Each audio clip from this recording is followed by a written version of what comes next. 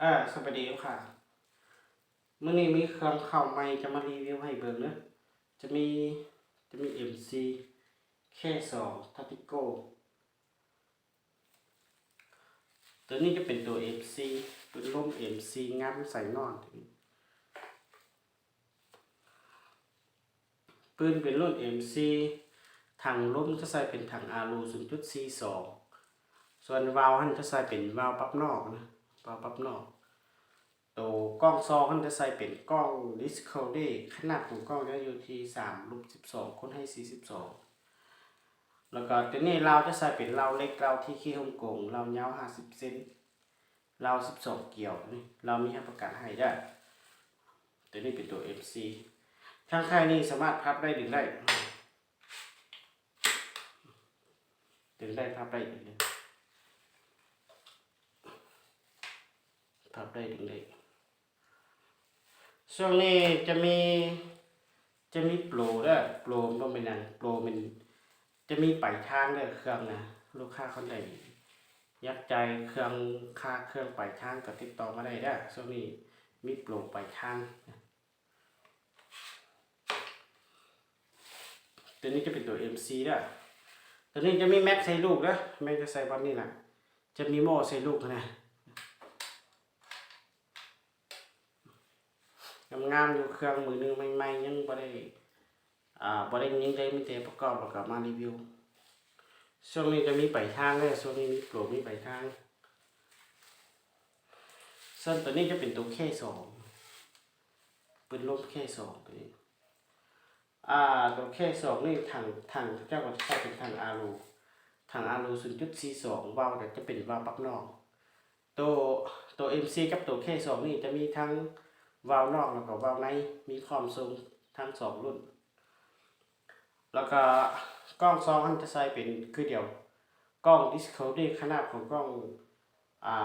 3/12คูณให้42นะกล้องก็เป็นรุ่นดีแหละเป็นตัววาล์วปรับนอกเป็นตัวปรับนอกนะกล้องนะส่วนเราก็จะใส่คือเดียวเลยเราเป็นเราที่ขี้ฮ่องกงเรายาว50เซนเรา12เกี่ยวเราได้มีประกันให้ได้เรานะมีประกันเราให้เลยแล้วก็ช่วงนี้ก็มีโปรแหละมีโปรเครื่องค่าเครื่องใจไปทางใดทางไทยนี่พับได้หรือได้นะทางไทยนี่พับได้หรือได้พับแบบนี้งามๆอยู่จัง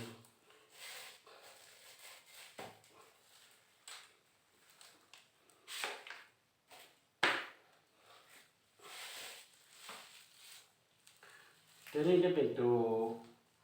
ทาติโก้ตัวนี้เป็นทาติโก้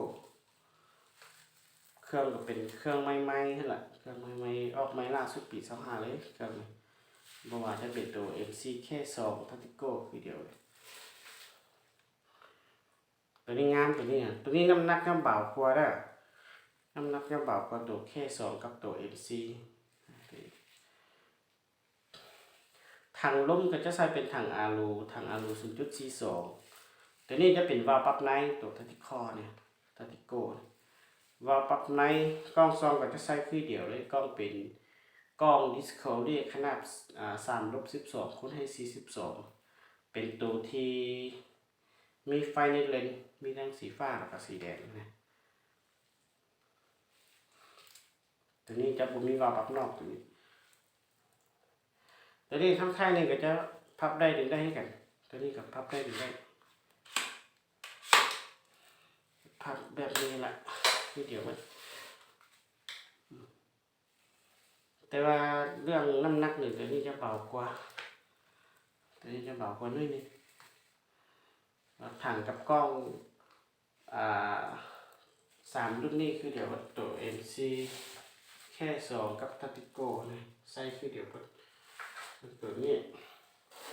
กระบอกนี้ก็จะเป็นตัวที่ข้อให้กันแต่ว่าตัวนี้จะต่างว่าจะต่างกล้องซองกับถังลมจะเป็นถังคาร์บอนตัวนี้นะ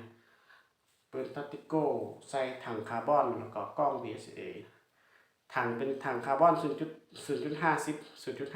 L เป็นตัวใหญ่สุดแล้วก็น้ำหนักก็เบา แล้วก็กล้องมันจะใช้เป็นกล้อง BSA กล้องที่มีจุดจับนะกล้อง BSA แล้วก็เหล้ามันจะใช้เป็นเหล้าที่ขี้ฮ่องกงกันเหล้าเป็นเหล้าเล็กเหล้ายาว12เกี่ยวเหล้ายาว50เซนเหล้า12เกี่ยวเหล้านี่มีประกันให้เด้อมีประกันเหล้าให้เลยช่วงนี้ถ้าว่าผู้ใดลูกค้าคนใดอยากให้จ่ายค่าเครื่องไปทางขนาดแซ่บหามาเด้อ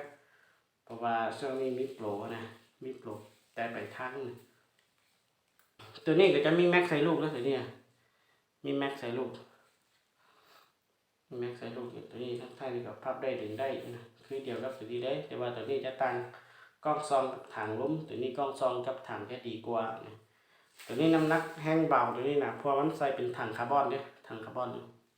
0.5 ในสุดนะน้ำหนักเบาตัวนี้นะถ้าว่าลูกค้าคนใดสนใจก็ติดต่อสอบถามทางเบอร์ WhatsApp ได้นะเครื่องนี้พร้อมส่ง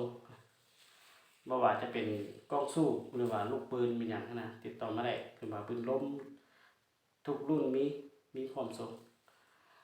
ลูกค้าคนใดอยากปรึกษาปืนก็สามารถติดต่อได้ติดต่อแล้วก็ปรึกษาได้